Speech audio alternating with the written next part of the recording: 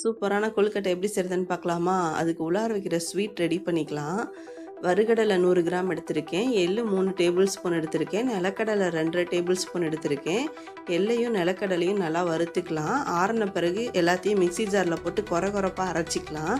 இருக்கட்டும். இப்போ தண்ணியை கொதிக்க வச்சுக்கலாம். அரிசி மாவு ஒரு பேஷனில் எடுத்து வச்சுருக்கேன். அதில் உப்பை போட்டு கிளறி விட்டுக்கலாம்.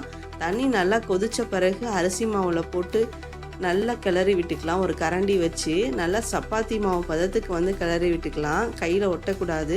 கரெக்டான பதத்துக்கு பிசைஞ்சு எடுத்துக்கணும். மாவில் சேர்க்குறப்ப தண்ணி நல்லா கொதிக்கணும். கொதித்த தண்ணியை ஊற்றி தான் கிண்டணும். அப்போ தான் கொழுக்கட்டை சூப்பராக இருக்கும். இப்போ மாவு கரெக்டான பதத்துக்கு பிசைஞ்சாச்சு. மூடி வச்சிடலாம். நான் தேங்காய் யூஸ் பண்ணி ஸ்வீட் செய்யலை, கடலை யூஸ் பண்ணி தான் செய்கிறேன். தேங்காய் யூஸ் பண்ணி செஞ்சாலும் சூப்பராக இருக்கும். இந்த கடலையை கொரப்பாக அரைச்சிக்கலாம். அரைச்சதை தட்டுக்கு மாற்றிக்கலாம். அதில் நான் தேவையான அளவு நாட்டு வெல்லம் யூஸ் பண்ணியிருக்கேன். சூப்பராக இருக்கும். கிளறி விட்டுக்கலாம். தேவையான அளவு ஏலக்காய் பவுடர் சேர்த்துருக்கேன். சூப்பராக இருக்கும். இப்போ இருக்கட்டும். மாவை மெலிசாக தட்டிக்கலாம். ரொம்பவும் மொத்தமாக இருக்கக்கூடாது. கரெக்டான பதத்துக்கு தட்டி எடுத்துக்கலாம். அதில் நடுப்புற தேவையான அளவு பூர்ணத்தை வச்சு மடித்து விட்டால் சூப்பரான கொழுக்கட்டை ரெடி. நமக்கு தேவையான ஷேப்பில் ரெடி பண்ணிக்கலாம். இட்லி பாத்திரத்தில் வச்சு 10 நிமிஷம் வேக வச்சு எடுத்தால் சூப்பரான கொழுக்கட்டை ரெடி ஆகிடுச்சு. வீட்டில் செஞ்சு பாருங்கள்.